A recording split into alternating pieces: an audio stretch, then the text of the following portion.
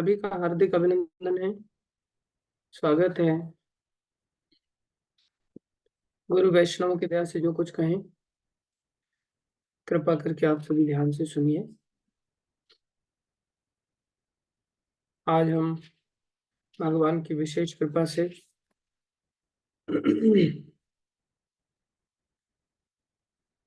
अध्याय 12 में प्रवेश कर रहे हैं, जो कि भक्ति योग के नाम से जाना जाता है।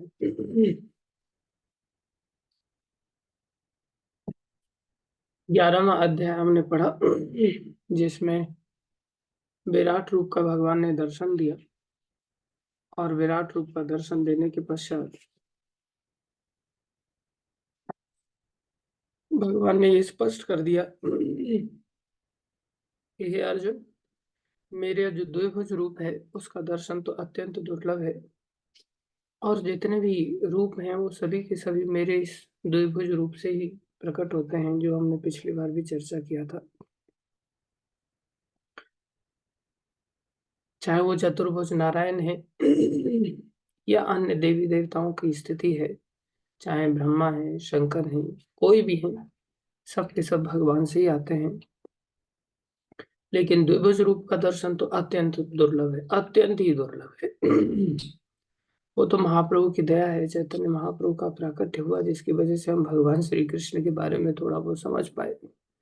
अन्यथा महाप्रभु से पहले लोग नहीं जानते थे भगवान के, विशेष रूप से भगवान श्री कृष्ण की सत्ता के बारे में।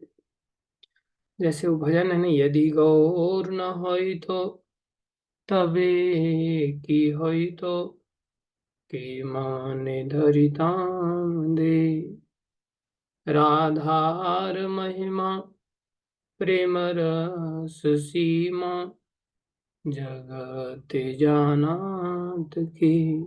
संसार में कौन जाना था कि ये प्रेम रस की सीमा क्या है। पहले लोग थोड़ा बहुत जान भी पाए तो भगवान श्री कृष्ण तक पहुंच पाए मुश्किल से भी, और भगवान श्री कृष्ण की ही केवल आराधना करते थे, राधा रानी की आराधना नहीं कर पाते थे। लेकिन महाप्रभु के आने के पश्चात राधा रानी की आराधना को भी लोगों ने समझा, राधा रानी की महिमा को भी समझा, अर्थात भक्ति की महिमा को, जो कि भक्ति पराकाष्ठा वाली है। सबकी भक्ति बड़ी दिव्य है, लेकिन भगवान श्री कृष्ण की भक्ति दिव्य अति दिव्य है। और उसमें भी जब महाप्रभु का अवतार हुआ तो उसका तो कोई वर्णन ही नहीं कर सकता। किसी का भी कोई वर्णन नहीं कर सकता, किसी भी अवतार की भक्ति का कोई वर्णन नहीं कर सकता। लेकिन अगर कोई वर्णन करने की चेष्टा करे भी तो महाप्रभु की और कृष्ण भक्ति का तो कोई वर्णन नहीं कर सकता। तो भगवान श्री कृष्ण ने फिर भी अपने मुखारविंद से 11वें अध्याय के आखिरी श्लोक में ये बात बता दिया था कि अर्जुन, कोई दूसरा उपाय नहीं है, केवल और केवल भक्ति, भक्ति से ही कोई मुझे जान सकता है। ये बात हमारे दिमाग में बैठती नहीं है। हमारे दिमाग में भक्ति सुपरफिशियली ऊपर ऊपर से बैठ जाती है, विश्वास नहीं हो पाता, जबकि भक्ति का अर्थ तो विश्वास ही है। कैसा विश्वास? सुदृढ़ विश्वास। भक्ति का अर्थ है श्रद्धा। श्रद्धा से भक्ति का उदय होता है, श्रद्धा सबसे पहली सीढ़ी है। और महाप्रभु कहते हैं, श्रद्धा शब्द विश्वास कहे, सुदृढ़ निश्चय, कृष्ण भक्ति कोइले सर्व कर्म कृत हो, ऐसा विश्वास होना चाहिए। लेकिन हमारे चित्त में ऐसा विश्वास नहीं है। ये विश्वास एकदम से आता नहीं, धीरे धीरे आता है, भक्तों की संगति करते हैं। तो भगवान ने 55वें श्लोक में इस बात को स्पष्ट कर दिया कि तुम सिर्फ मेरी सेवा करो, मेरे लिए काम करो, मत कर्म कृत, मेरे लिए कार्य करो, मत परमो, मुझे सबसे श्रेष्ठ मान करके। तुम इससे क्या कहलाओगे? बोले मेरे भक्त कहलाओगे, मद भक्त। लेकिन ऐसी भक्ति तभी सफल होगी जब तुम संसार में कहीं दूसरी जगह आसक्त नहीं हो। संग वर्जिता, आपने आसक्ति का त्याग करना है।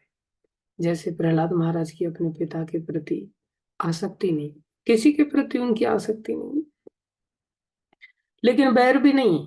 कोई सोचे कि आसक्ति नहीं तो क्या फिर बैर होगा, दुश्मनी होगी? बोले नहीं। ये संसार में हमें ऐसा लगता है कि संसार में प्राय हमारी स्थिति क्या होती है, जहाँ राग होता है वहाँ द्वेष नहीं होता, और जहाँ द्वेष होता है वहाँ राग नहीं होता। प्राय अगर राग नहीं है, आसक्ति नहीं है, तो द्वेष बन ही जाता है। तो बोले भक्तों के साथ ऐसा नहीं होता, भक्त संसार में ना राग रखते हैं ना द्वेष रखते हैं, सबके मंगल की कामना करते हैं। अब जैसे उन्होंने देखा कि पिताजी को मार दिया भगवान ने, जब उनके पिता हिरण्यकश्यप का वध हो गया तो भी उन्होंने भगवान को ये नहीं चिढ़े नहीं, आपने ऐसा कैसे कह दिया। हम सबके अंदर द्वेष है, हमारे अंदर आसक्ति है। वो कब पता चलता है, जब हमें ऐसा कोई शब्द बोल देता है। जैसे मैं अपने जीवन से उदाहरण दूं, मेरे पिताजी के बारे में हाँ किसी ने महाराज को कुछ बात कह दी, तो मेरे पिताजी ने गुरु महाराज ने पिताजी को लेकर के थोड़ा सा इनडायरेक्टली एक अपशब्द जैसा शब्द बोल दिया।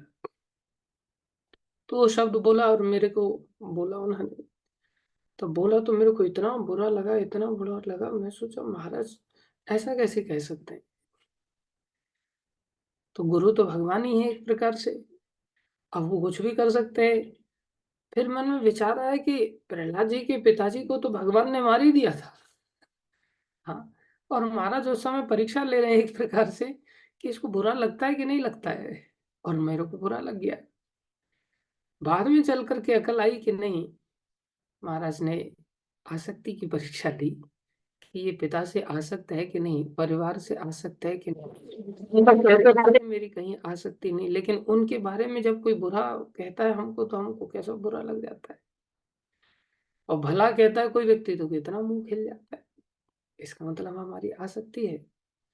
इसी प्रकार से किसी व्यक्ति से जिससे हम घृणा करते हैं, जिससे हम द्वेष करते हैं, उसके बारे में कोई व्यक्ति बुराई कर देता है तो हमारा मुंह खिल जाता है।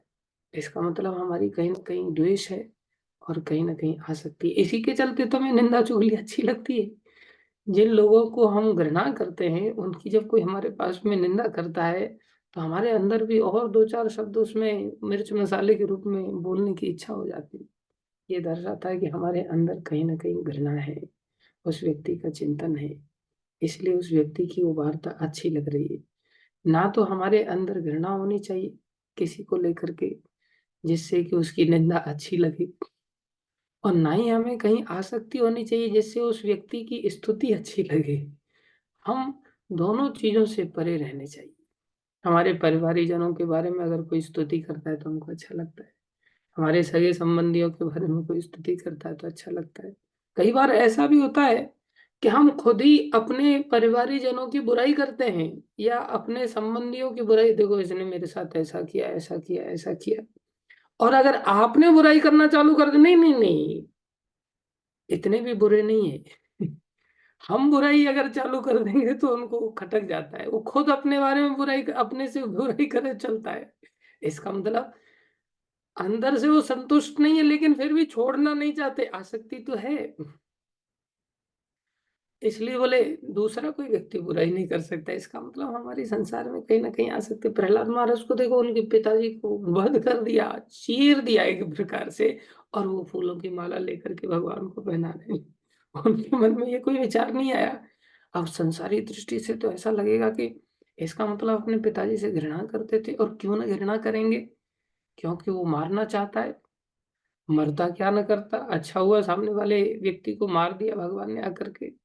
तो इस कारण से शायद माला पहनाने जा रहे थे क्या, बोले नहीं। जब भगवान ने उनको वरदान देने का अवसर दिया तो वरदान को लेकर के भगवान से हाथ जोड़ करके प्रार्थना करते हैं, आप मेरे को लोभ दे रहे हैं, मैं तो पहले ही राक्षस कुल में उत्पन्न हुआ हूं, आप मेरे को कैसे लोभ देंगे। तो मेरे अंदर तो बहुत जल्दी असुर के अंतर्गत तो वृत्ति होती है। असुर उसी को तो कहते हैं कि जो अपनी इंद्रियों में तुरंत रमण करने की इच्छा कर ले। तो आप मेरे को वरदान का लोभ दे रहे हैं, तो मेरे अंदर तो वरदान मांगने की इच्छा जागृत हो जाएगी, मैं तो वरदान ले लूंगा। ऐसा स्वामी को शोभा नहीं देता। भगवान को कह रहे हैं आप कैसे स्वामी।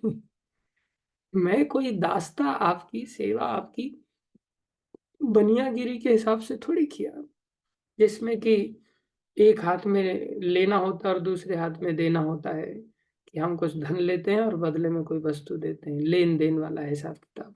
मैंने कोई भक्ति आपकी इसलिए थोड़ी की कि आप मेरे को वरदान दे करके संसारी सुख सुविधाएं देंगे। अरे मेरा तो सिद्धांत है, मैं तो आपका दास हूँ आत्मा होने के कारण, इसलिए मैं ऐसा क्यों करूंगा। और एक सच्चे स्वामी को भी ऐसा नहीं सोचना चाहिए कि इसने भक्ति की है तो चलो भाई इसको कुछ दिया जाए। अरे ये तो प्रेम का संबंध है, भगवान को डांट दिया और भगवान का सम्मान भी किया। प्रभु अगर आप देना ही चाहते हैं तो एक काम करो, मेरे पिताजी का उद्धार कर दो। देखो यहाँ अभी उनकी वास्तविकता को भगवान ने प्रकट कराया कि एक भक्त जो मारना चाहता है उसका भी भला करना चाहता है। ये प्रहलाद महाराज की विशेषता थी, ये भक्तों की विशेषता होती। भक्त न किसी से राग करते हैं। अगर राग कर रहे होते तो भगवान को माला क्यों पहनाते, चिढ़ जाते। और अगर द्वेष कर रहे होते तो पिताजी के उद्धार के बारे में क्यों भगवान से वरदान मांगते, जबकि वरदान के लिए सीधा मना कर दिया, लेकिन फिर भी वरदान मांगा भी। तो क्या मांगा, बोले मेरे पिताजी का उद्धार कर दो। ये भक्ति है, ये भक्ति संग वर्जिता है, जहाँ हमारी आसक्ति नहीं है। हम लोगों की आसक्ति वाली भक्ति होती है, इसलिए हमें भगवान की प्राप्ति नहीं होती। भगवान कह रहे हैं उस व्यक्ति से भी वैर नहीं करना। बोले संग वर्जिता है तो क्या फिर डंडा लेकर के घर वालों को बाहर कर देगा क्या, मारपीट करके? बोले नहीं, निर्वैरः। किसके प्रति वैर नहीं करता?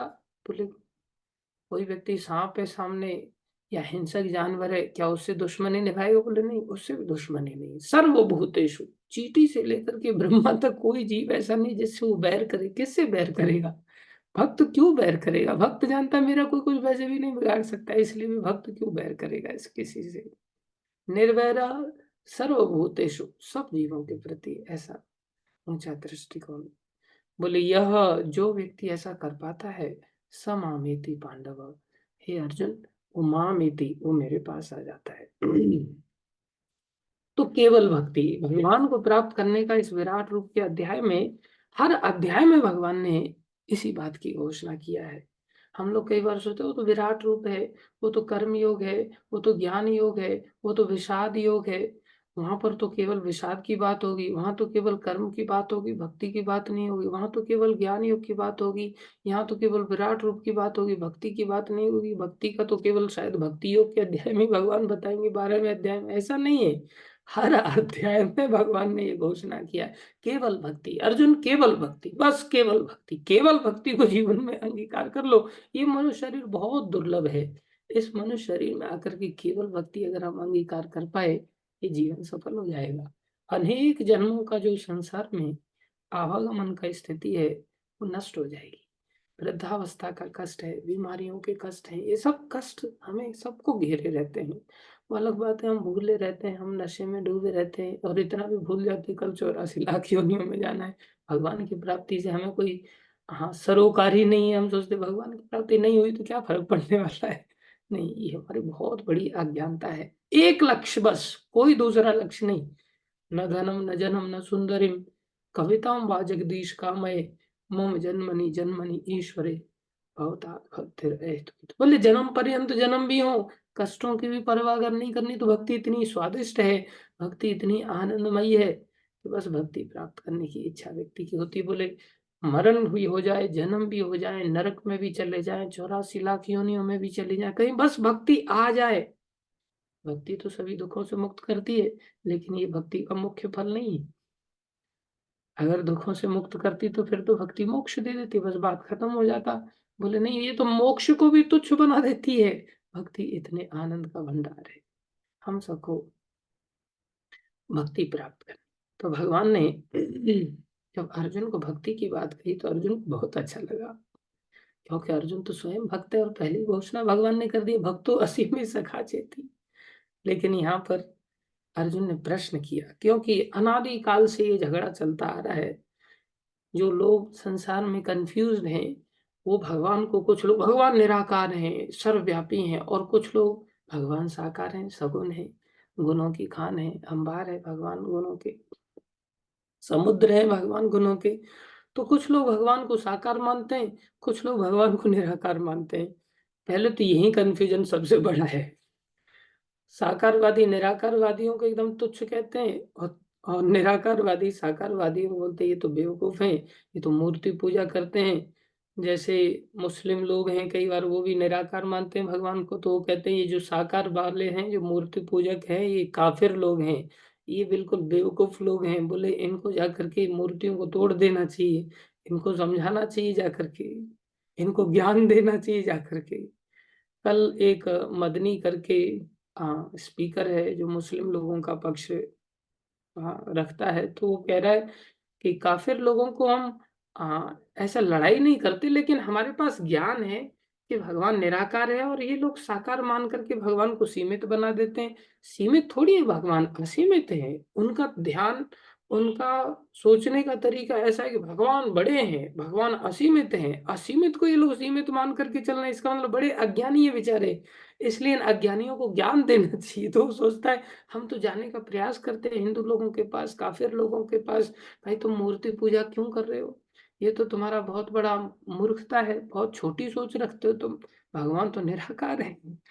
और ना केवल मुस्लिम और हिंदू वाला ही कल्चर की बात की जाए, आर्य समाज भी एक ऐसा समाज है जिसमें कि वो लोग भगवान को निराकार मानते हैं। भगवान को ज्योति रूप में पूजने की चेष्टा करते, क्योंकि प्रकाश का कोई आकार होता नहीं है। तो ये भी बहुत बड़ा झगड़ा है, अनादि काल से चला आ रहा है। इसके उपासक अपने आप को हर व्यक्ति श्रेष्ठ मानता है।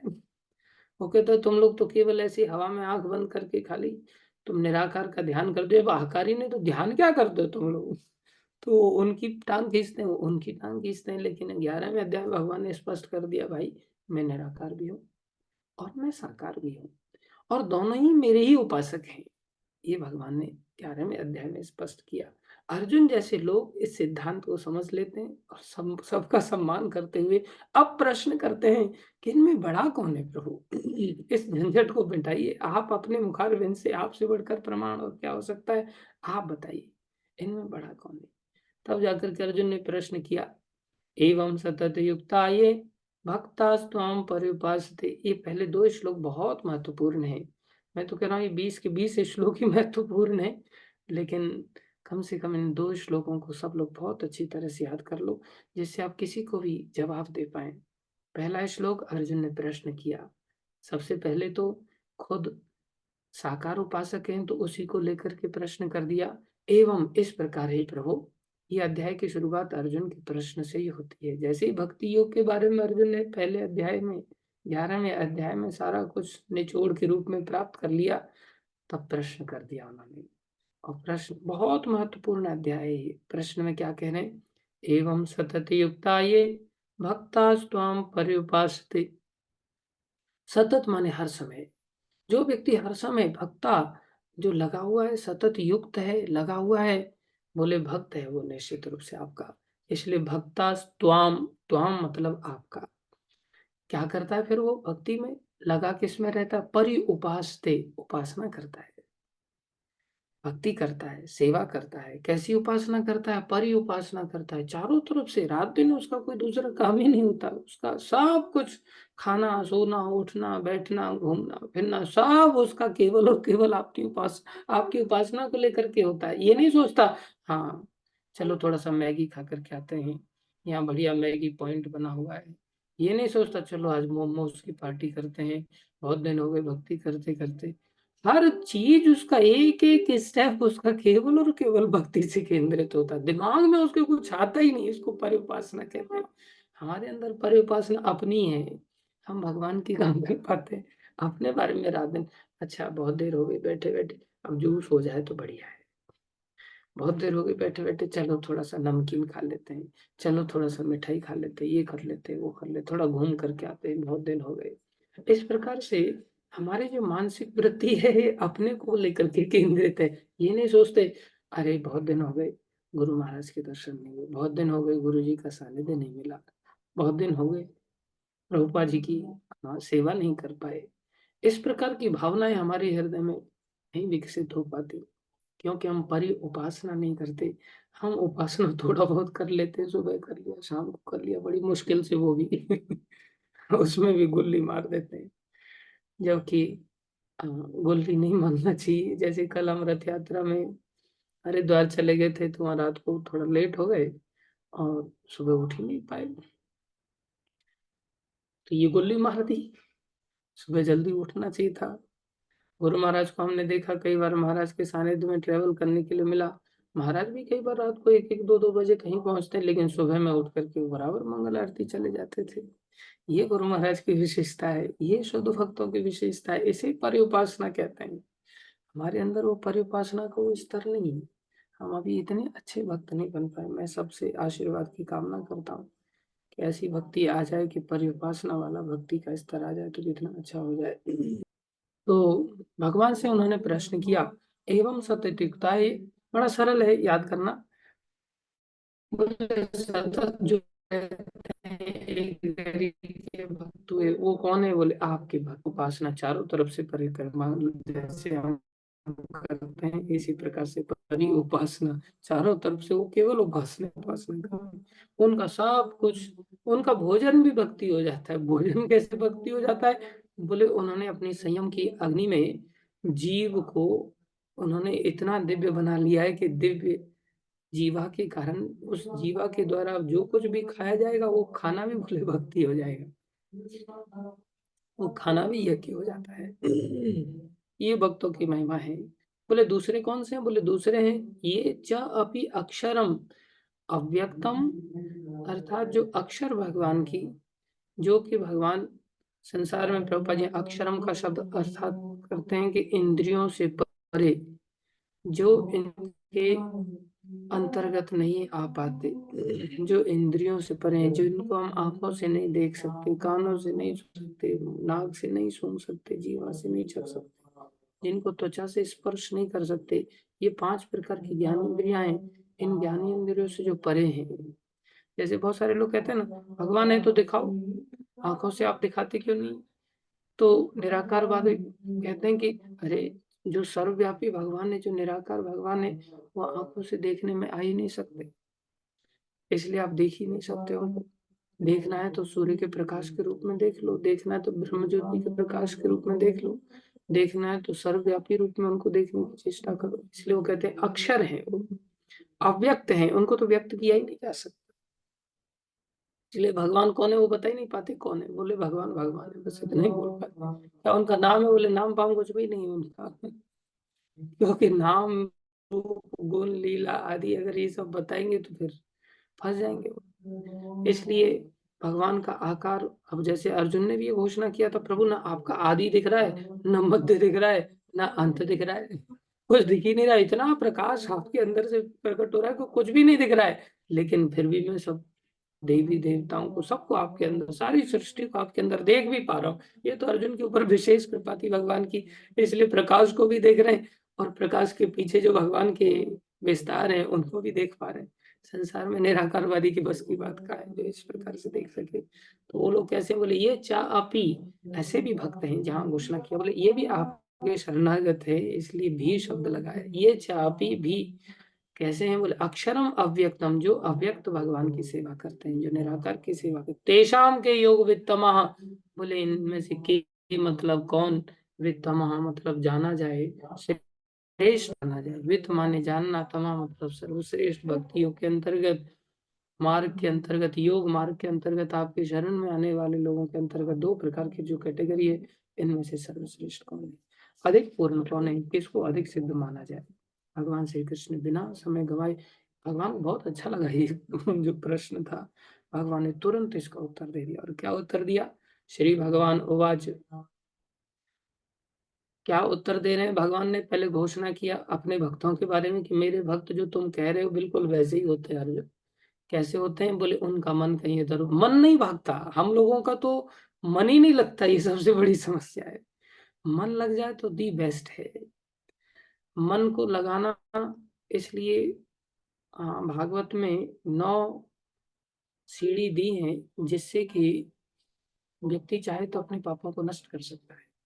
उसमें वर्णन करते तपसा ब्रह्मचर्येण शमेन दमेन च त्यागेन सत्य शौचाभ्याम यमेन नियमेन च। ये 9 स्टेप्स बता रहे हैं जो कि पापों को नष्ट कर देती हैं और भक्ति को जागृत करती हैं। पहला है तपस्या, तपसा। दूसरा है ब्रह्मचर्य। तीसरा है तपसा ब्रह्मचर्य न शमेन, शमेन मतलब मन का संयम। चौथा है दमेन, इंद्रियों का संयम। तो बोले शम को पहले क्यों रखा? पहले तो इंद्रियों का संयम रखना चाहिए था। पहले इंद्रियां संयमित हो जाए फिर मन संयमित हो जाएगा धीरे धीरे। बोले नहीं, आइडियली देखा जाए तो पहले मन से, तो इंद्रियों को फिर संयमित करने के लिए बहुत संघर्ष नहीं करना पड़ेगा। सबसे बड़ी समस्या हमारे मन की है। मन तो वो दरवाजा है, जिस दरवाजे को हम अगर लॉक एंड की रखें तो अंदर हमारा भक्ति का जो ज्वेल है, भक्ति का जो हीरा है, वो हमारे पास अंदर छुपा रहेगा। मंदिर के दरवाजे पर अगर हमने ताला नहीं लगाया और दरवाजा खुला पड़ा है, और ये सबसे अनमोल वस्तु है, जैसे कि 11वें अध्याय में, जिसमें कि भगवान सूत्र की तरह बन जाते हैं उस भक्ति के प्रति आकर्षित होकर के। बोले अपने धाम को छोड़ देते भगवान उस भक्ति के लिए, तो भगवान को ही आपने वश में कर लिया, तो बताओ वो ज्वेल कितना विशेष होगा, वो कितना कीमती वस्तु होगी। संसार की कोई वस्तु इतनी कीमती नहीं है जितना भक्ति कीमती वस्तु है। बोले उस कीमती वस्तु को तो भाई बचा करके रखना पड़ता है, छुपा करके रखना पड़ता है। छुपाया कैसे जाए? बोले ये मन के अंदर से कोई भी चीज प्रवेश करती है तो मन तो दरवाजा है, दरवाजा लॉक एंड की कर दो, अपने आप ही कोई नहीं लेकर के जाएगा। मन कहीं बाहर की ओर जाए ही नहीं तो दरवाजा खुलेगा ही नहीं, तो काम कैसे प्रवेश करेगा, क्रोध कैसे प्रवेश करेगा, लोभ रूपी चोर कहाँ से आएगा, अहंकार रूपी चोर कहाँ से आएगा, मद रूपी चोर कहाँ से आएगा, मात्सर्य रूपी चोर कहाँ से आएगा। इनमें से काम, क्रोध, लोभ, मोह, मद, मत्सर्य, ईर्ष्या, दंभ, कपट, ये सब चोर हैं जो इस भक्ति को चुरा लेते हैं। बोलिए चोरों को प्रवेश ही मत दो। इसके लिए क्या करो, हर समय मन को बोले लगा दो, मन पूरी तरह से भगवान में लगा दे और फिर लॉक हो जाता है दरवाजा। अब फिर आपको पीछे से कोई धक्का मारने की जरूरत नहीं पड़ेगी। लेकिन जब मन को थोड़ा सा भी अगर गैप मिल गया, थोड़ा सा भी, हो वो जैसे ऊपर से तो 6-6 लोग, 7-7 चोर एक साथ इकट्ठे करके सामने दरवाजे पर खड़े हैं इस हीरे को चुराने के लिए, तो क्या ठक से दिन इतना जोर से धक्का मारते हैं कि फटाक से दरवाजा एकदम से खुल जाता है। अच्छा दरवाजा खुल जाएगा तो फिर हम क्या बचा पाएंगे? फिर हम क्या करते, ले जाओ भक्ति को, ले जाओ जो भी है इस हीरे को ले जाओ। कभी काम को पकड़ा देते ये हीरा, कभी क्रोध को ये हीरा पकड़ा देते हैं, कभी लोभ को ये हीरा पकड़ा देते हैं, और हमारे जीवन से ही भक्ति हमेशा के लिए फिर चली जाती, फिर शुरुआत करनी पड़ती है।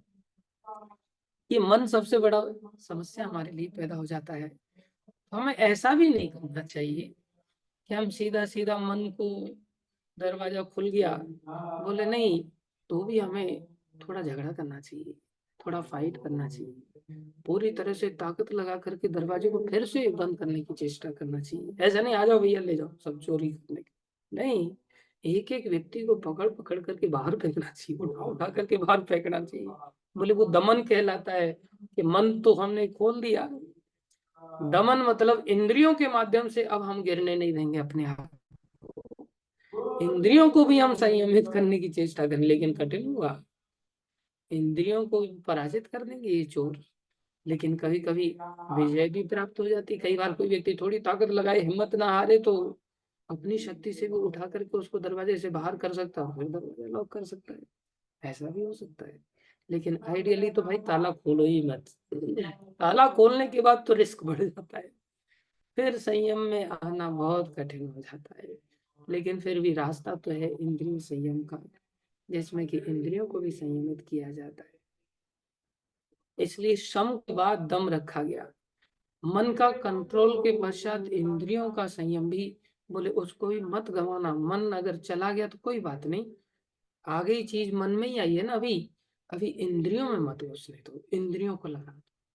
एक महात्मा जो बड़े शुद्ध भक्त हैं, वो अपने जीवन का वर्णन कर रहे थे।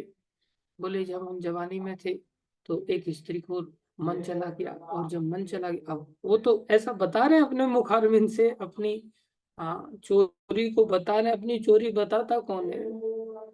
वो तो खाली ऐसा करे कि मेरा मन एक बार चला गया। अब मैं अपने बारे में कहूँ तो मेरा मन तो लौट के ही नहीं आता, निरंतर संसार में भोगों के बारे में सोचता रहता है, काम के बारे में सोचता रहता है। तो उनका मन की चोरी हो बता रहे, हम कैसे चोरी बताएंगे? चोरी बताएंगे तो हमारी दुकान ही बंद हो जाएगी। जो दुकान से हम रोटी खा रहे हैं, एक प्रकार से भाषण दे करके, प्रवचन दे करके, लोग कहेंगे वाह, प्रभु जी तो घोर कामी आदमी है। घोर कामी व्यक्ति से फिर कोई कैसे सुनेगा?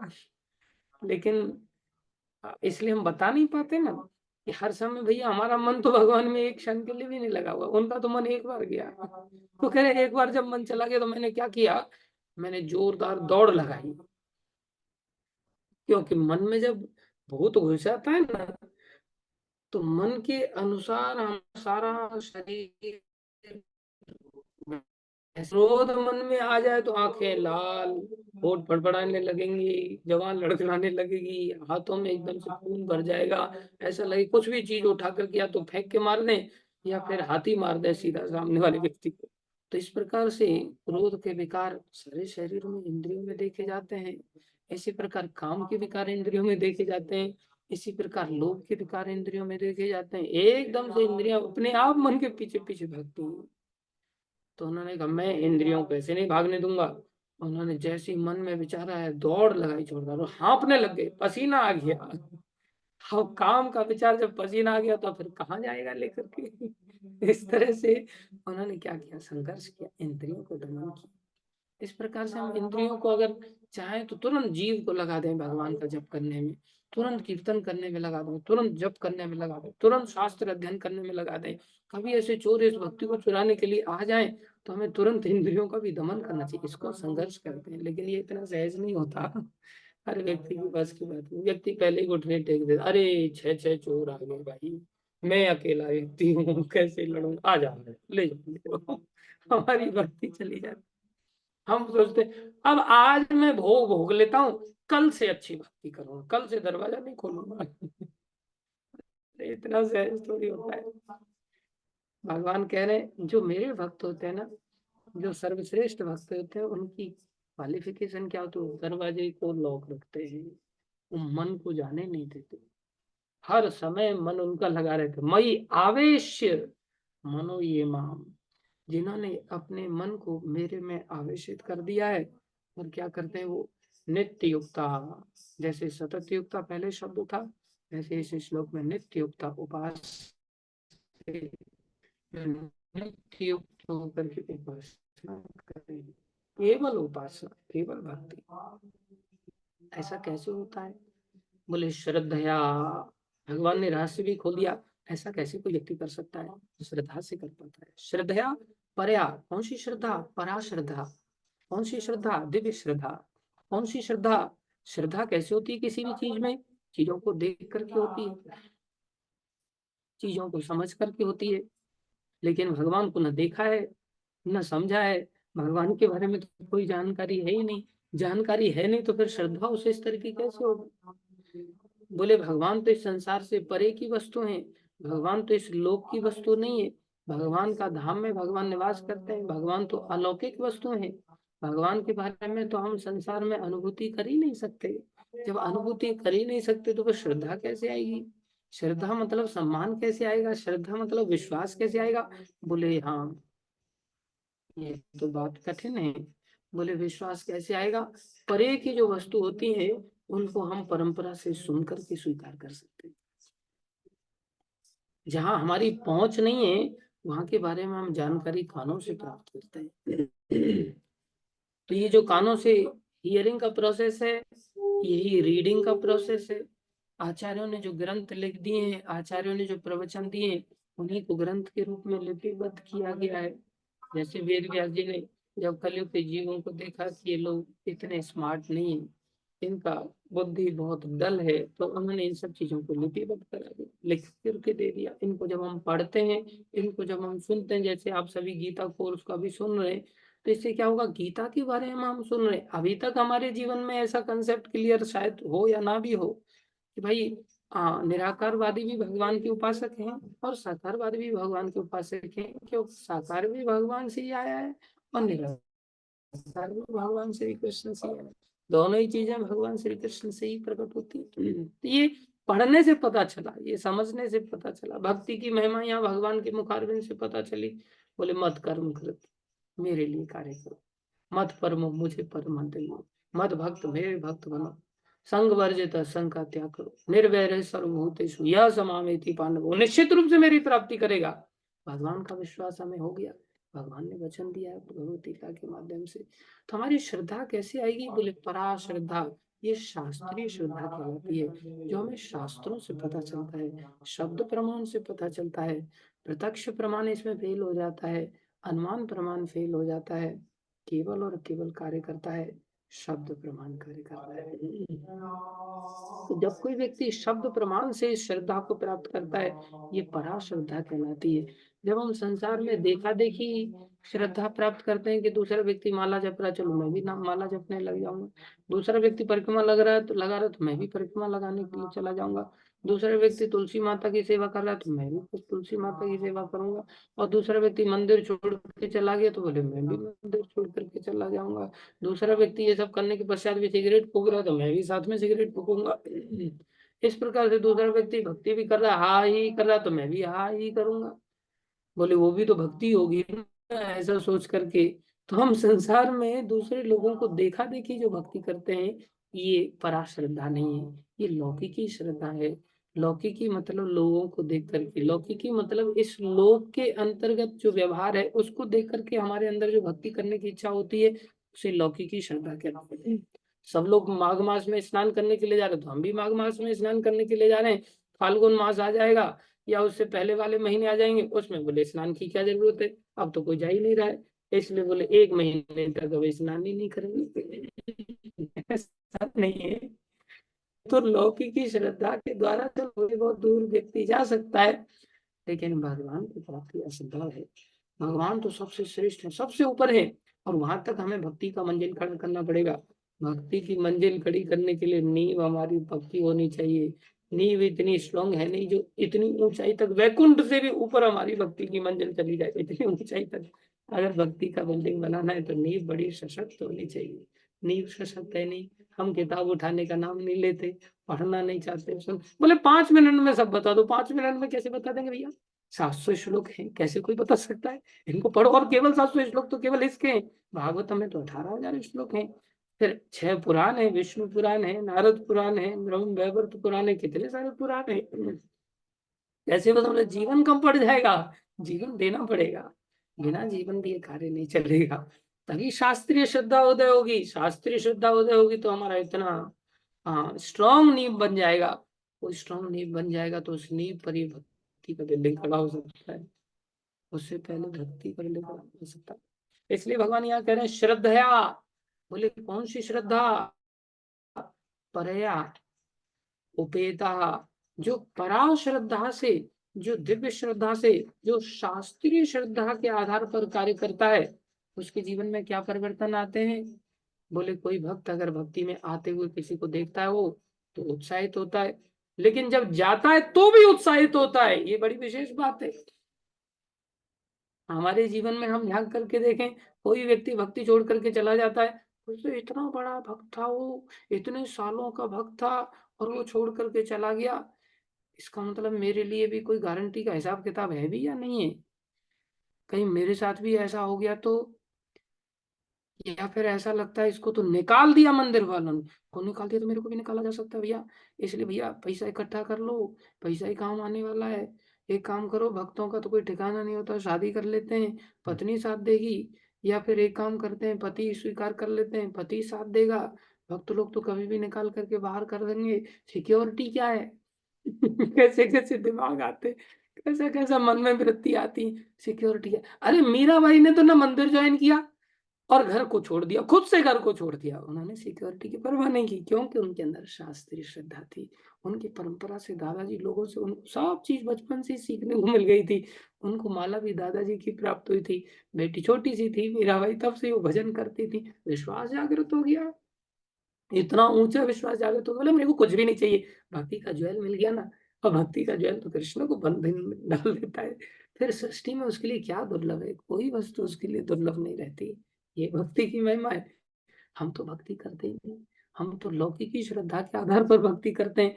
इसलिए कोई टिका रहता है तो उसको देख करके उत्साहित थोड़े बहुत होते रहते हैं, लेकिन जैसे कोई व्यक्ति जाता हुआ दिखता है, एकदम से उत्साह टूट जाता है, फिर संसार की ओर हम भागने लगते हैं। और भाग करके बाहर से कई बार ऐसे भी दुष्ट होते हैं, बाहर जा करके जो मंदिर में अंदर रह रहे हैं उनको फोन करके बोलेंगे कुछ पैसा रखा करो हाथ में। जरूरी होता है, मैंने देखा है। नहीं तो साबुन के लिए भी तरस जाते हैं कई बार। अरे भक्ति मार्ग में तो इतना आनंद की वस्तु है कि भक्तों को गेरुए वस्त्र क्यों दिए जाते हैं? इसलिए दिए जाते हैं कि ये वस्त्र जल्दी गंदे नहीं होते, जल्दी मैले नहीं होते, खाली पानी से धो दो साफ नजर आते। बोले आपको साबुन की जरूरत भी नहीं पड़नी चाहिए, आवश्यकता इतनी कम हो जाती है इस भक्ति मार्ग के अंतर्गत। बोले बस कहीं से गेरू ढूंढ लो, गेरू को मिट्टी में पानी में घोल करके कपड़े को भिगो लो, बस हो गया। इससे आपका कपड़ा गंदा नहीं दिखेगा, बस चाहो तो पानी से रोज धो करके पहन सकते हैं। लेकिन वो फोन करके बोलेंगे कुछ पैसा रखा करो, मैं भेज देता हूँ, पर्सनल अकाउंट खोल लो, उसमें मैं डाल देता हूँ, रखना, कभी जरूरत पड़े, कभी जरूरत पड़े तब ले लेना। अरे कभी जरूरत क्या, हाथ में कोई चीज आ जाती है तो फिर तो उसके अनुसार दिमाग में कीड़ा दौड़ने लगता है ना। जैसे एक व्यक्ति था तो वो आराधना कर रहा है जंगल में, और काफी लंबे समय आराधना किया। इंद्रदेव परेशान हो गए, इंद्र को लगा कि भाई कहीं ऐसा ना हो जाए कि मेरी कुर्सी के लिए आराधना कर रहा हो। उन्होंने प्रकट होकर के दर्शन दे दिए। दर्शन दे करके बोले क्या चाहते, बोले कुछ नहीं चाहते। नहीं नहीं फिर भी एक काम करो, मैं तुम्हें ये तलवार देता, ये तलवार मेरी भेंट दे दिया उन्होंने तलवार। और तलवार हाथ में आते ही वो सोच रहा है ये तलवार से देखो क्या काट करके क्या चीज काट सकती है। देखा जिस पेड़ के नीचे बैठ करके कर रहा था वही पेड़ की लकड़ियां पत्ते काटने लग गया। धीरे धीरे बोले इससे भी बड़ा पेड़ को काटता हूँ, दे काटना चालू कर दिया उसने तलवार से, धीरे धीरे पूरा जंगल ही साफ कर दिया। भूल गया सब आराधना वगैरह, वो तलवार खिलौना बन गया उसके लिए। अब तो तलवार से सब काट पीट कर देने लग गया, तमोगुनी बन गया। जैसे आजकल लोग पबजी खेलते रहते हैं, ले बेटा मोबाइल ले ले खेल ले पबजी, उसमें बंदूक ले ले और ठोकता रहे, बस ठोकता रहे, अभी खिलौने की बंदूक से ठोक रहा है, कल चलकर असली बंदूक लेके पापा ये पबजी मैंने सीखा था, ला, आपको ठोक देता, ठोकना चालू कर देता हूँ। अकाउंट से आप पैसा रिलीज नहीं कर रहे हो, आपको ही ठोक देता हूँ। खतरनाक है। तो चीज हाथ में जब आ जाती है तो मन में वही कीड़ा दौड़ने लगता है, बोले बेटा पैसा रख ले, तू भक्त तू पैसा रख ले। ये बहुत खतरनाक है। हाँ पैसा व्यक्तिगत तौर से कुछ भी चीज अपने पास नहीं रखना चाहिए, ना धनम ना जनम न सुंदरी कथाम जगदीश काम है। भगवान ने ऐसा घोषणा की। तो ऐसा कब आएगा, जब हम लौकिक की श्रद्धा से ऊपर उठ जाएंगे, संसार के लोगों के कहने पर कार्य नहीं करेंगे। अन्यथा क्या होगा, ऐसे लोग भक्ति से जब चले जाते हैं तो हमारी श्रद्धा टूट जाती है।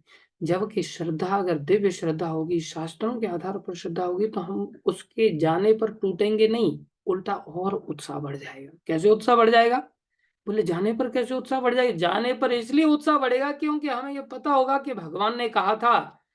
और ये व्यक्ति शास्त्रों को हाथ लगाता नहीं था, मैंने देखा, बोले ये व्यक्ति कभी अच्छी तरह से प्रवचन सुनता नहीं था, ये व्यक्ति के अंदर कभी जिज्ञासा नहीं थी, ये रात दिन मोबाइल पर बैठ करके भजन करने की चेष्टा करता था, रात दिन ये डोनेशन कलेक्शन में लगा रहता था, उसमें से कुछ कमीशन भी मारता रहता था, नहीं भी मारता था, लेकिन शास्त्र को तो कोई पढ़ता ही नहीं था, सोचता था मैं तो अपने आप में बहुत बड़ा भक्त हूँ, मेरे को किसी से सुनने की जरूरत नहीं, मैं तो बस भक्ति कर रहा हूँ, मैं तो प्रभुपाद जी को ही मानता हूँ और किसी को मानता ही नहीं। अरे ये परंपरा किस लिए बनाई फिर तो प्रभुपाद जी किसी को गुरु बनने का आदेश देते ही नहीं, फिर तो सेंटर खोलने की जरूरत ही नहीं होती।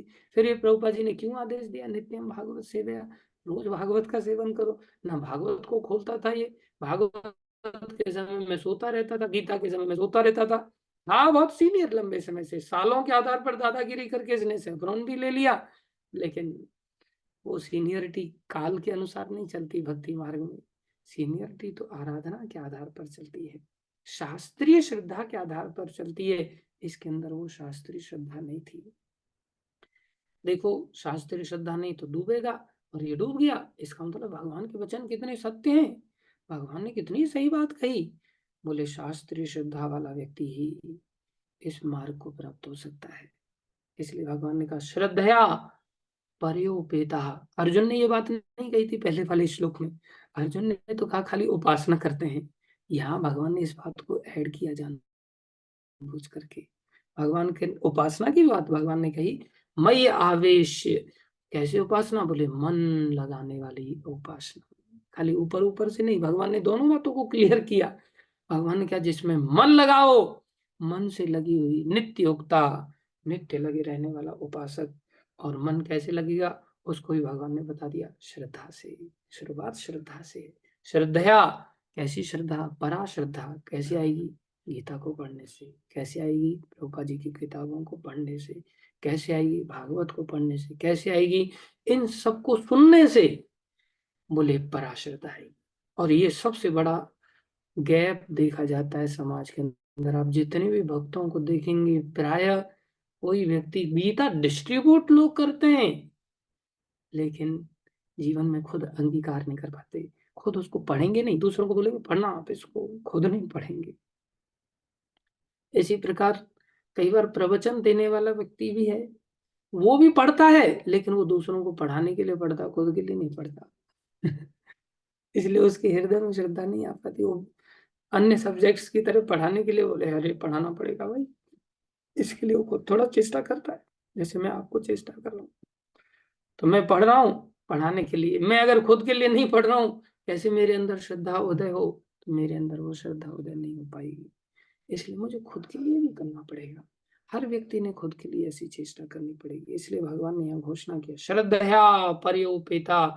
जो परा श्रद्धा के अंतर्गत जो ये भक्ति प्राप्त करते हैं, और इस भक्ति की उपासना के बल से वो अपने मन को आवेशित कर देते हैं, मैं युक्त तमामतः, वो मेरे अनुसार सबसे बड़े माने जाते हैं। मेरे अनुसार योग की पराकाष्ठा को प्राप्त होते हैं। मेरे अनुसार वो दूसरे वाले जो लोग हैं उनसे श्रेष्ठ हैं। भगवान ने तुरंत घोषणा किया दूसरे श्लोक में। तीसरे और चौथे श्लोक में भगवान अब दूसरे लोगों की बात कर रहे हैं कि जो दूसरे प्रकार के लोग हैं उनकी क्या स्थिति है, जो निराकार उपासक हैं उनकी क्या स्थिति है, उसको हम कल के दिन वर्णन करेंगे। धन्यवाद आप सभी भक्तों का। यस, कोई प्रश्न किसी का तो पूछ सकते हैं, एक प्रश्न ले लेते हैं।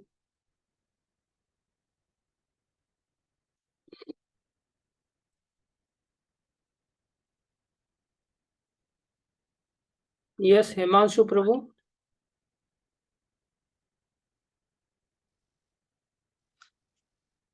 हरे कृष्ण प्रभु जी, दंडवत प्रणाम। हरे कृष्णा, धन्यवाद प्रभु। प्रभु जी, मैं मेरा एक क्वेश्चन था कि जैसे जर्नली हमारा होता है कि अगर किसी पेशेंट को ट्यूबरक्लोसिस है और उसका झूठा हम खा लें तो हमें भी ट्यूबरक्लोसिस होने के बहुत ज्यादा चांसेस होते हैं। पर जब हम भगवान का झूठा डेली डेली खाते हैं तो हमारा हृदय परिवर्तन नहीं होता। और जैसे कि हम कोरोना वाले पेशेंट के वार्ड में चले जाएं तो ये क्या बोलते हैं, हमें भी कोरोना होने के बहुत ज्यादा चांसेस होते हैं। बट हम जैसे भगवान का कोई स्पर्श वगैरह करते हैं तो हमारे अंदर इतने चेंजेस क्यों नहीं आते प्रभु जी? हाँ, देखो ऐसा नहीं है, हमारे अंदर चेंजेस बहुत तेजी से आते हैं, और बाकी कोई हो सकता है बीमारी इतनी इन्फेक्शियस हो या ना हो, लेकिन जो भक्ति की बीमारी है तो बड़ी जोरदार इन्फेक्शियस है। ये तो निश्चित रूप से लगती है, ऐसा हो ही नहीं सकता कि ना लगे। दूसरी बीमारी हो सकता है लगे या ना लगे, लेकिन ये बीमारी लगे बिना नहीं रहती। इसलिए चैतन्य चरितामृत में बोले, अगर कोई उच्छिष्ट खाता है, या कोई व्यक्ति चरणामृत पान करता है, या कोई व्यक्ति भक्तों का चरणों की धूल को सेवन करता है, बोले उसको निश्चित रूप से भक्ति आती है। लेकिन इसके सिम्टम्स उसकी ग्राहकता पर निर्भर करते हैं। जैसे जिसकी इम्यूनिटी कमजोर होती है तो उसको बीमारी पकड़ लेती है, जिसकी इम्यूनिटी स्ट्रांग होती है, उसका रेजिस्टेंस पावर स्ट्रांग होता है, तो उसको बीमारी इतना जल्दी नहीं पकड़ती ना। समझ रहे हो? तो उस बीमारी के रेस्पेक्ट में एसोसिएशन में सब आते हैं, लेकिन एसोसिएशन में आने के पश्चात भी उस व्यक्ति को इन्फेक्शन पकड़ता है जिसकी इम्यूनिटी स्ट्रांग नहीं है। समझ रहे हो? अभी हमारे अंदर क्या है, भक्ति को ग्रहण ना करने की इम्यूनिटी बनी हुई है जोरदार वाली हमारे अंदर। जैसे एक बार मात्र सुखदेव गोस्वामी ने श्लोक को सुना सुना तो एकदम से पागल हो गए। हमने भक्ति के खिलाफ इम्यूनिटी इतनी स्ट्रांग डेवलप कर ली है कि अच्छे अच्छे भक्तों के झूठे को भी हम टक्कर दे रहे हैं, अच्छे अच्छे भक्तों के चरणामृत को भी हम टक्कर दे रहे हैं। और भगवान के भक्तों को दिखाओ जरा आप भक्ति को अंदर प्रवेश करा करके, फिर भी भक्त बीज रूप में तो उसको अंदर डाल ही देते हैं, और फिर वो समय आने पर प्रकाशित होती है। इसकी कई सारी घटनाएं हैं जिन घटनाओं से हम इस बात को समझ सकते हैं कि कैसे भक्ति निश्चित रूप से परिवर्तन तो लाती है, लेकिन कुछ लोगों को ये बहुत जल्दी परिवर्तित कर देती है। आप देखोगे बीमारियां भी लोगों को लगती हैं तो हर व्यक्ति को एकदम से ऐसे ही थोड़ी बीमारी लग जाती है। किसी को बहुत जल्दी लग जाती है वही बीमारी, और किसी को देर से लगती है। तो देर से किसको लगती है? जो स्ट्रांग है उसके खिलाफ। जल्दी किसको लग जाती है? जो कमजोर है उसके खिलाफ। ऐसे ही भक्ति के खिलाफ हम स्ट्रांग हैं, इसलिए हमें जल्दी नहीं लग रही। हमें थोड़ा सा भक्ति के खिलाफ कमजोर बनना है, और विषयों के प्रति हम बड़े स्ट्रांग हैं। इसलिए कोई भी व्यक्ति हमें संसारी संगति देता तो एकदम से हम उसको पकड़ लेते हैं। तो संगति का असर तो होता है, किसी भी स्तर पर हम जाएं।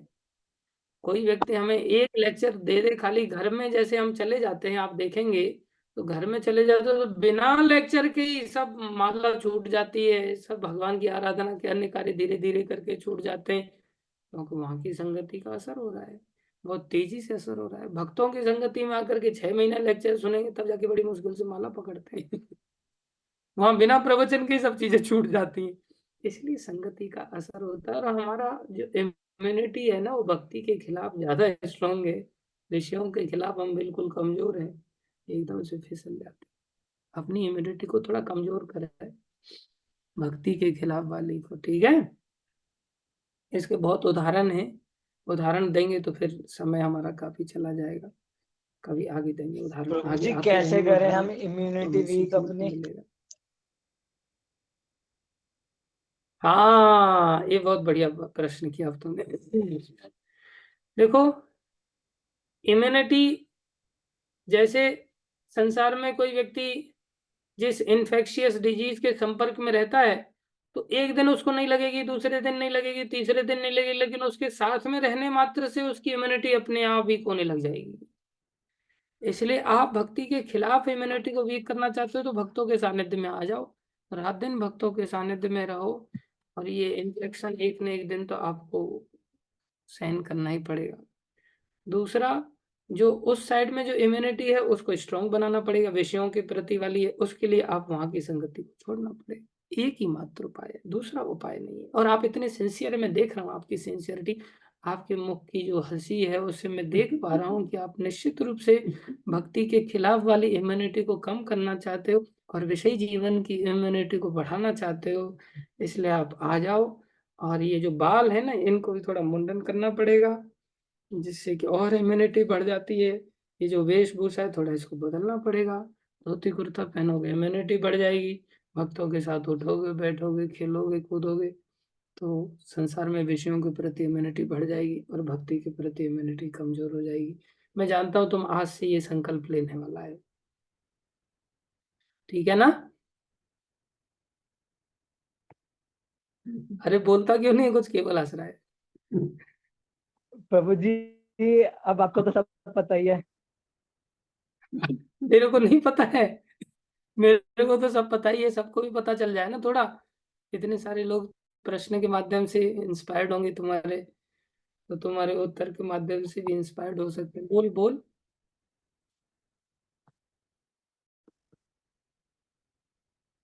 अब नहीं बोलेगा कुछ भी। जी प्रभु जी, जी जी प्रभु जी, हिमांशु, जल्दी सोचता हूँ मैं। बस जल्दी वाला ये जो उत्तर है ना ये बड़ा खतरनाक है। ये जल्दी का ही उत्तर मैं समझ नहीं पाया आज तक। ये जल्दी की परिभाषा क्या, मैंने खूब शास्त्रों में ढूंढा, इसको पढ़ा, जल्दी शब्द का मीनिंग क्या होता है, लेकिन ये जल्दी शब्द से मैं इतने परेशान हो गया ना लोगों के। हर व्यक्ति, जैसे योगेश प्रभु हैं वो भी जल्दी आएंगे प्रभु जी, जल्दी करें, हर व्यक्ति जल्दी बोल देता है और जल्दी का बहुत ज्यादा यूज होता है, लेकिन मेरे को शास्त्रों में डिक्शनरी में जल्दी का अर्थ ही पता नहीं चला। ये जल्दी का अर्थ क्या होता है? तुम मेरे को ठगना नहीं ऐसा करके, हाँ। ऐसा बोलो जब आप कहेंगे तब आ जाएंगे, ऐसे के जी दो प्रभु अर्थ हो जाते हैं जी, कई जब आप बार। बोलेंगे मैं आज ही तो आया हूँ आपके पास से। चल ठीक है। हरे कृष्णा, धन्यवाद तेरा। ओके, हरे कृष्ण प्रभु हरे जी। कृष्ण। यस इंदिरा माता जी।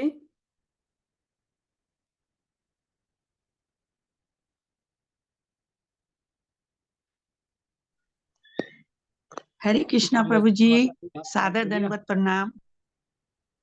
प्रणाम माता जी। प्रभु जी, एक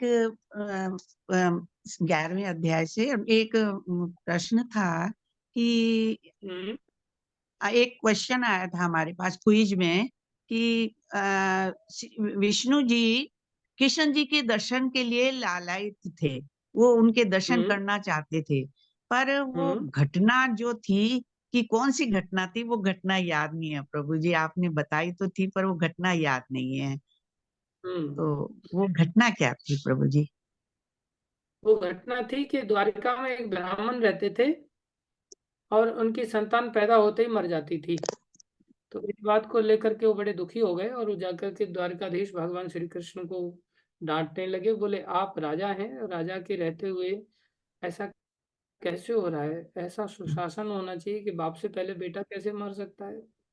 प्रकृति के नियम के अनुसार तो बाप पहले मरना चाहिए, बेटा बाद में मरना चाहिए, और मेरे सामने मैं देख रहा हूँ बाप से पहले बेटा मर रहा है। इसका मतलब राजा ही गड़बड़ी कर रहा है, कुछ ना कुछ राजा का शासन प्रॉपर नहीं है। तो आपके शासन की समस्या है, आप इसे सुधारो। ये नहीं, ये शासन था उस समय। परीक्षित महाराज के समय में भी ऐसा शासन था कि बाप से पहले बेटा नहीं मर सकता था। इसका कारण राजा माना जाता था। तो राजा का इतना सशक्त शासन होता था कि उसकी वजह से हर व्यक्ति भक्ति में लगा रहता था। बाद में वो रहस्य उद्घाटन हुआ और फिर अर्जुन ने अपमान सहन करने से मना कर दिया। एक प्रकार से बोले, मैं रोकूंगा, चिंता मत करो, देखता हूँ कैसे कोई व्यक्ति आपके बच्चे को लेके जा सकता है। अर्जुन गए, अर्जुन ने जाकर के बाणों से उसके परिवार को पूरी तरह से अंतर्गत कर दिया। लेकिन हुआ क्या, पहले तो शरीर फिर भी प्राप्त हो जाता था मरने के बाद, लेकिन इस बार तो शरीर भी गायब हो गया था पैदा होते ही। अर्जुन के बाणों का कवच उसकी रक्षा नहीं कर पाया, तो अर्जुन अग्नि समाधि लेने के लिए लगे। तब भगवान ने उनको बोला कि अग्नि समाधि मत लो, भगवान अपने भक्तों की सदा रक्षा करते। बोले चलो हम जाते हैं, जाकर के लेके आते। भगवान सब जानते हैं कहाँ पर गया है। तो भगवान वैकुंठ चले गए और वहां से भगवान विष्णु को दर्शन देकर के उस बच्चे को वापस लाए। ठीक है जी, धन्यवाद प्रभु जी, बहुत बहुत धन्यवाद प्रभु। सादर दंडवत प्रणाम। राम माता जी। यस वसुधा माता, आपने भी हाथ खड़ा कर दिया सोच करके कि चलो 2 लोग पूछ रहे, तीसरा मेरा भी नंबर आ जाएगा। जी प्रभु जी, बोलो। हरे कृष्णा प्रभु जी, धन्यवाद प्रणाम। नाम। प्रभु जी मेरा मेरा क्वेश्चन है कि जैसे अभी आप बताते हैं कि हमारी शास्त्रिक श्रद्धा जो है वो बहुत ज्यादा अच्छी होनी चाहिए, मतलब तो मतलब आपने एग्जाम्पल दिया था कि हम कुछ औरों को देखते हैं जैसे मंदिर छोड़ते हो या औरों के लाइफ में कुछ भी होते हुए, तो हम भी मतलब थोड़ा सा मतलब लटखड़ा जाते हैं भक्ति में, क्योंकि हमारी शास्त्रीय श्रद्धा स्ट्रांग नहीं होती। पर प्रभु जी, मतलब फिर ये शास्त्रीय श्रद्धा क्या, जैसे हम तो शुद्ध भक्तों से भी सुन रहे हैं, महाराज जी से रोज क्लासेस लगाते हैं और प्रभुपाद जी की बुक्स भी पढ़ रहे हैं, बुक रीडिंग भी कर रहे हैं, मतलब हर चीज ही भक्तिमय। और फिर हम लेकिन ऐसी कुछ बातें सुन लेते हैं। अब हर टाइम तो कान बंद करके या आंख बंद करके बैठ नहीं सकते ना, मतलब आपको ऐसे कुछ भी आप देखो या सुनो तो फिर आप इतना मतलब इतना अच्छा भक्ति में जा रहे होते हो, इतना मोटिवेटेड होते हो, बट मतलब कभी कभी सब कुछ करते हुए भी ये मतलब बुक रीडिंग करते हुए भी, हियरिंग भी बहुत अच्छे से होते हुए भी ऐसा वाला घबरा जाते हैं, इतने डाउट्स हमारे माइंड में आ जाते हैं। तो मतलब किस प्रकार की शास्त्रिक स्टडी हमारी होनी चाहिए कि हम मतलब कि क्या मतलब दिन रात पढ़ते रहें शास्त्रों को, या मतलब कैसा अध्ययन होना चाहिए कि हम बहुत स्ट्रांग बने इसमें?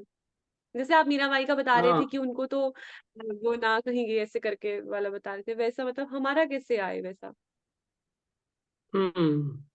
देखो क्या होता है, शास्त्रीय श्रद्धा एक दिन का कार्य नहीं है। और जैसे मान लो अर्जुन ने भी यहाँ पर उत्साह को युद्ध के लिए कैसे पैदा किया। युद्ध का तो प्रश्न ही साइड में हो गया था। उन्होंने प्रश्न किया था युद्ध लड़ना चाहिए नहीं लड़ना चाहिए। बाद में भगवान ने शास्त्र से उत्तर देना चालू किया और फिर शास्त्र का कंसेप्ट अर्जुन के दिमाग में बिठाने की चेष्टा की। तुम शरीर नहीं आत्मा हो, पहले इस बात को समझो, तुम हो कौन। और उससे फिर मुद्दा आगे बढ़ा और आगे बढ़ते बढ़ते बढ़ते बढ़ते 18 अध्याय पूरे हुए। तो अर्जुन ने जब 18 अध्याय पूरे कर लिए तो फिर उनके दिमाग में कोई कंफ्यूजन नहीं रहा और भगवान से कहा, नष्ट मोहा स्मृति लब्धा, मेरा मोह नष्ट हो गया, स्मृति प्राप्त हो गई। अब करिष्य वचनम था, अब आप जो कहेंगे मैं बिल्कुल वही करा। आप कहेंगे कि गुरु को मार दो, मार दूंगा, मैं गुरु को भी मार दूंगा। आप कहेंगे पितामह को मारो, मैं पितामह को मार दूंगा। आप कहेंगे परिवारिक जनों को मार दूंगा, जो कहेंगे वो करूंगा। तो ये पूरा 18 अध्याय सुनने के बाद आया। अब हम अपने अंदर झांक करके देखें, हमने शास्त्र में पूरी गीता पढ़ ली है क्या उस प्रकार से जिस प्रकार से अर्जुन ने समझ ली थी? अभी तो हमारे दिमाग में समझ ही नहीं आई। हम मात्र एग्जाम देने के लिए पढ़ लेते हैं, या शास्त्रीय अपने आप को घोषित करने के लिए, जैसे भाई भक्ति शास्त्री कोर्स कर लिया अभी इन्होंने, या इन्होंने सार्वभौम का कोर्स सर्टिफिकेट के लिए हम कार्य करते हैं। जैसे संसार में बच्चे लोग पढ़ाई करते हैं, फिजिक्स को पढ़ने के लिए पढ़ता है क्या कोई? प्राय पास होने के लिए पढ़ते हैं। कोई पढ़ने के लिए ऐसा नहीं मेरे को फिजिक्स पढ़ना है, क्यों पढ़ना, बोले पढ़ने के लिए पढ़ना है। कोई नहीं, पास होने के लिए पढ़ते हैं बस, उसके बाद सब ब्लैंक हो जाता है। हमारी भी वही स्थिति है। समाज में दो चार बातें अपने आप को दिखाने के लिए, मैं भी भक्त हूँ, मेरे को भी श्लोक याद है। अरे श्लोक याद है, लेकिन उस श्लोक का मीनिंग तो याद है ही नहीं तुम्हें। उस श्लोक का जीवन में तो तुमने कभी उतारा ही नहीं, तो उस श्लोक की अनुभूति तुम्हारे जीवन में कैसे आ जाएगी? ये श्लोक तो सारे के सारे लोगों को कई बार याद रहते हैं। एक प्रभुपा जी के पास जाकर के मेरे को पूरी गीता याद है। प्रभुपा जी कहते हैं 48 मिनट में सुना देता हूँ, बोले मैं पूरी गीता। प्रभुपा जी कहते हैं तुम 48 सेकंड भी इस गीता को जी पाते हो क्या?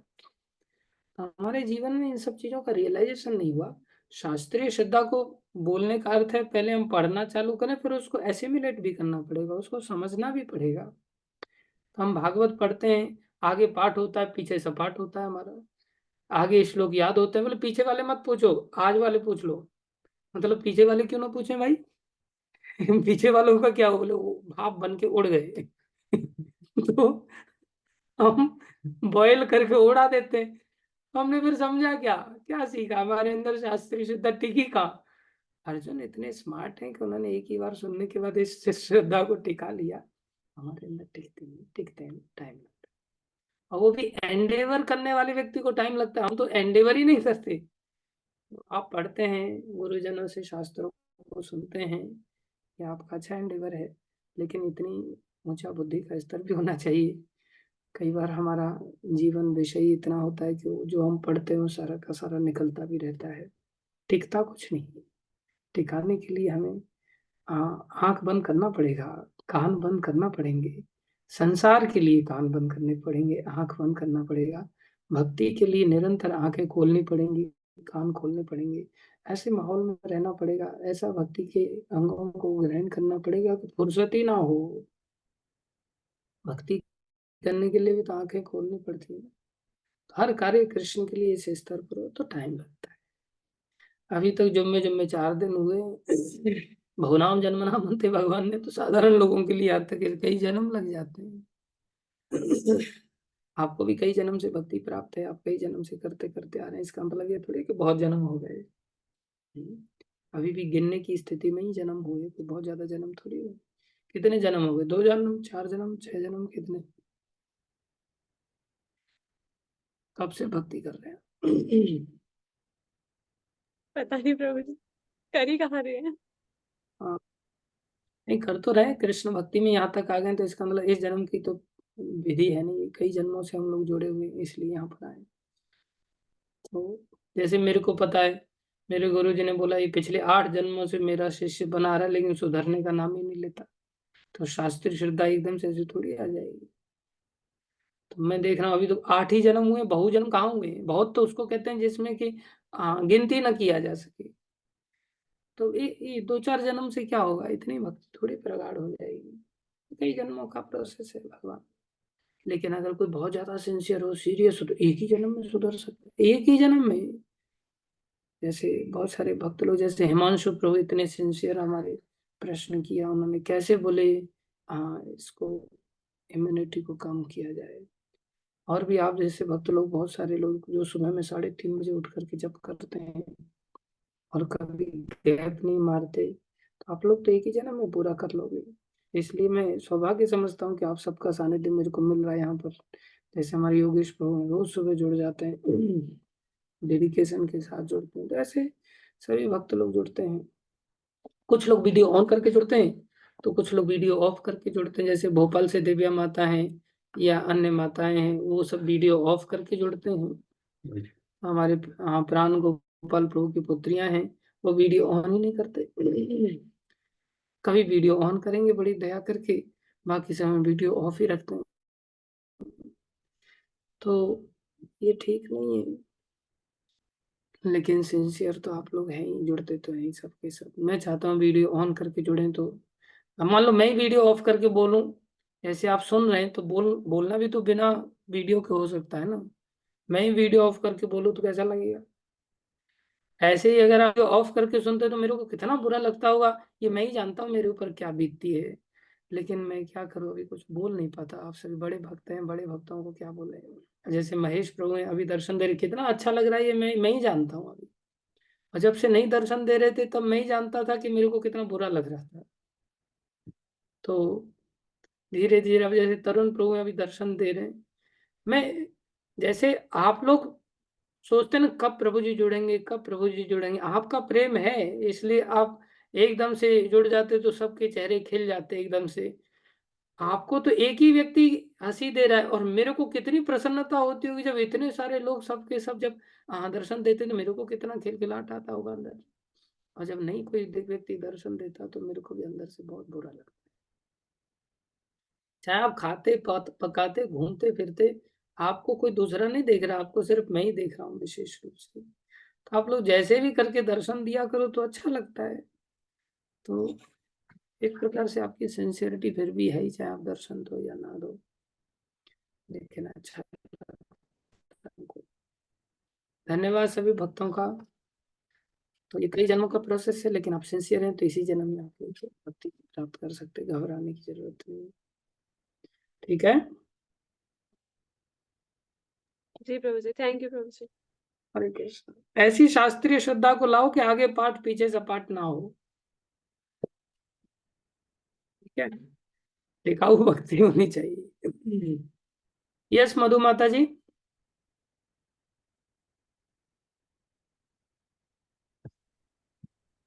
हरे कृष्णा प्रभु जी, दंडवत प्रणाम। हरे कृष्णा, धन्यवाद, प्रणाम। प्रभु जी, एक मेरा छोटा सा क्वेश्चन है। जैसे आपने पहले बोला कि हमें अज्ञानियों को ज्ञान देना चाहिए, लेकिन हमारे पास तो इतना ज्ञान भी नहीं है, लेकिन फिर भी अगर हम कुछ गलत हो रहा होता है तो हम उसको सही करने की चेष्टा करते हैं, तो सामने वाले को ऐसा लगता है कि हमारा अपमान कर रहा है, तो फिर हमें क्या उसको बोलना चाहिए या वो जैसा कर रहा है वैसा करने देना चाहिए? नहीं, बोलने का तरीका होता है। बोलना तो चाहिए ही चाहिए, कोई गलत कार्य करते हुए दिखाई देता है तो बोलना चाहिए। लेकिन उसको हम कैसे बोल, तू बड़ा घटिया आदमी, तेरे को इतनी अकल नहीं, बेवकूफ गधा, सुधर जा, ऐसे बोलते हैं हम क्या कहते हैं, आप इतने अच्छे व्यक्ति हैं, आपके अंदर देखो कैसे गुण हैं, तो पहले उसके गुण को अप्रिशिएट करो। जैसे कई बार मेरे को कोई गोवर्धन में परिक्रमा लगाता हुआ दिखता है, और कई सारे लोग होते हैं, किसान होते हुए बीड़ी पीते हुए, बेचारे बीड़ी पीते हुए धुआं छोड़ते हैं और परिक्रमा लगाते हैं। तो एक एक एक तरीका तो ये है, अरे क्या फायदा तुम्हारी परिक्रमा लगाने का, बीड़ी सूत रहे हो, या फेंको इसको। तो व्यक्ति हो सकता है स्वीकार करे भी या ना भी करे। मैं कैसे करने का चेष्टा करता हूँ, मैं कहता हूँ देखो, आप मेरे से लाख गुना बढ़िया है, कितने बड़े व्यक्ति हैं आप, कितनी अच्छी महानता है आपके अंदर, आप परिक्रमा लगा रहे हैं, और कैसी स्थिति में भी परिक्रमा लगा रहे हैं, बीड़ी भी पी रहे हैं तो भी परिक्रमा लगा पा रहे हैं। एक अवगुण के रहते हुए भी कितना आपके अंदर समर्पण है गिरिजा जी के प्रति, कितनी सुंदर भावना है कि आप बीड़ी पीते हुए भी परिक्रमा लगा रहे हैं। जैसे कितने आश्चर्य की बात है कि दारू पी करके भी आदमी परिक्रमा लगा रहा है, दारू पी के तो गाली देगा। ऐसे ही बीड़ी पीने वाला व्यक्ति घोर आलसी होता है, नशा करने वाला व्यक्ति आलसी होता है, तपस्वी कैसे हो सकता है? बोले देखो, नशे के अंदर रहते हुए भी तपस्या कर रहा है, आप कितने महान हैं। लेकिन अगर आप इस बीड़ी को छोड़ देंगे तो आपको कितना तपस्या का फल मिलेगा। जैसे ही आप इस प्रकार से उस व्यक्ति को बोलो, खुश हो जाएगा, फिर आप जो बोलोगे ना वो करने लगेगा। किसी भी व्यक्ति से कुछ भी कराना होता है तो सबसे पहले उसको प्रसन्न करना चाहिए। महाप्रभु ऐसा ही करते थे। महाप्रभु ने नरोजी ठाकुर को देखा, नरोजी तुम तो बड़ा भक्त है, तुम तो संत है, पूरी तरह जंगल में रहता है, वलकल वस्त्र छाल आदि ओढ़ता है, ऐसे तो संसार में त्यागी कोई देखा ही नहीं जाता, तुमने तो बड़ा त्याग कर, तुम तो साधु है। प्रसन्न हो गया डाकू, कहने लगे आज तक मेरे को लोगों ने दुत्कारा, लोगों ने मेरी बुराई की, आज आप ही ऐसे व्यक्ति मिले जिन्होंने आज मेरी प्रसन्नता के लिए कुछ कसीदे कसे हैं मेरी प्रशंसा में। हमें थोड़े कसीदे कसना चाहिए, कसीदे तो हम कसते हैं, जब शुरुआत में किसी को भी काम लेना होता है, उसको कहते हैं गधे को बाप बनाना। लेकिन काम जब लेना नहीं जानते तो दूसरे के भले के लिए हम दूसरे व्यक्ति को सीधा दुत्कारते हैं, वो ठीक नहीं। इसलिए किसी को भी प्रेम करना चाहिए, किसी व्यक्ति को सम्मान करना चाहिए। अमाने ना मान देन, मान देन होना चाहिए। जो मान देने योग्य नहीं उसको भी सम्मान दो ना, सम्मान से हर चीज को किया जा सकता है, उसी को प्रेम। ठीक है, ऐसा तरीका हमें ढूंढना पड़ेगा। उसके लिए हमारे अंदर पहले विनम्रता आनी चाहिए। हमारा तो खून पहले से खोलने लगता है देखते ही। इसलिए विनम्रता करवानी।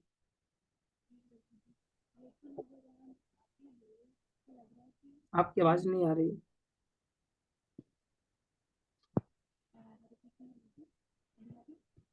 हाँ,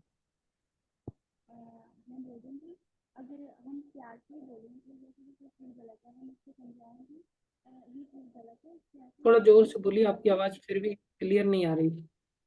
अभी आ रही है। हाँ, थोड़ी आ रही है, फिर भी और अच्छी आनी चाहिए जैसे पहले आ रही थी। मेरा कहने का मतलब है कि अगर हम उसको बता रहे हैं तो प्यार से ही बता रहे हैं ये चीज़ ऐसी नहीं ऐसी करनी चाहिए।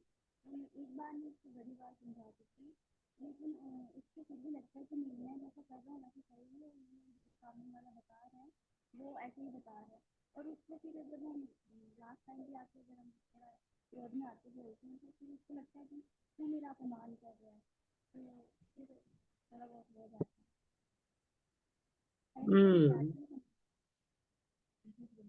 हाँ, देखो प्यार से भी समझाते हैं, उसमें भी हमें सामने वाले व्यक्ति के हृदय को जीतना होता है। हमें पता है सामने वाला गलत कर रहा है, लेकिन अभी हम उसके हृदय में करना पड़ता है अपने कि हम अपना सम्मान उसके हृदय में बिठा दें। हमें उसके प्रेम को जीतना पड़ता है, उसके हृदय को जीतना पड़ता है। जब जीत लेंगे, उसके कुछ ऐसे व्यवहार में हम अपने आप को लाएं जिससे कि उसके हृदय को हम जीत पाए। जैसे ही हम जीत लेंगे, आपकी हर बात मानेगा सामने वाला व्यक्ति। तो उसके लिए हमें भी कुछ ऐसा दूसरे व्यक्ति का हित करना पड़ेगा। बार बार वो अहित कर रहा है लेकिन आप हित करो, तो उससे क्या होगा, हम अर्जित करेंगे। वो नहीं दे रहा हमको सम्मान, लेकिन हमने उसका सम्मान खींच लिया, न चाहते हुए भी उससे खींच लिया हमने सम्मान। जब सम्मान खींच लेंगे तो हमारी हर बात का सम्मान को वो सम्मान देगा।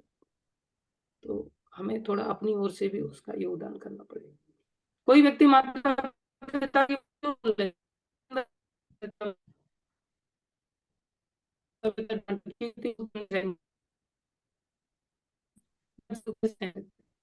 हम ही लोग कथा सुनते हैं, कथा सुन गुरु जी की बात डांट लगते हैं। हम गुरु जी की बात को तो सहन कर लेते हैं, लेकिन दूसरा भक्त अगर कोई सेम डांट लगाए तो वो हमसे सहन नहीं होता।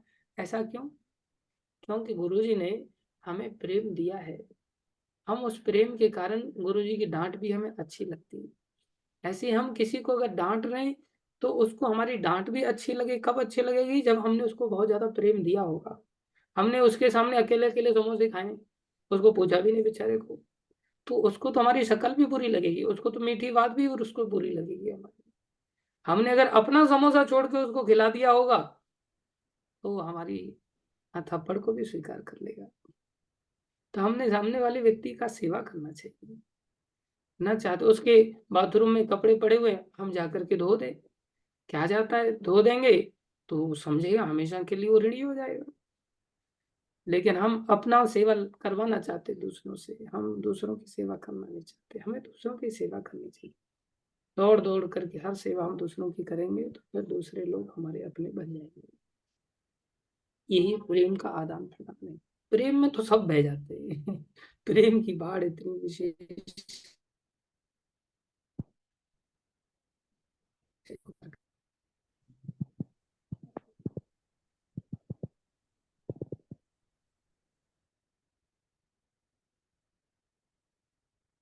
हरे कृष्णा। धन्यवाद सभी भक्तों का धैर्यपूर्वक श्रवण करने के लिए। We will end here. Thank you so much. भगवान की वाणी भगवत गीता की जय। दोनों श्लोक याद कर लेना आप, ये जो दो आज हमने कराए हैं, और अच्छी तरह से याद करना प्लीज। श्रील प्रभुपाद की जय, श्री गुरु महाराज की जय, अनंत कोटि वैष्णव वृंद की जय, आप सब भक्तों की जय। हरे कृष्ण।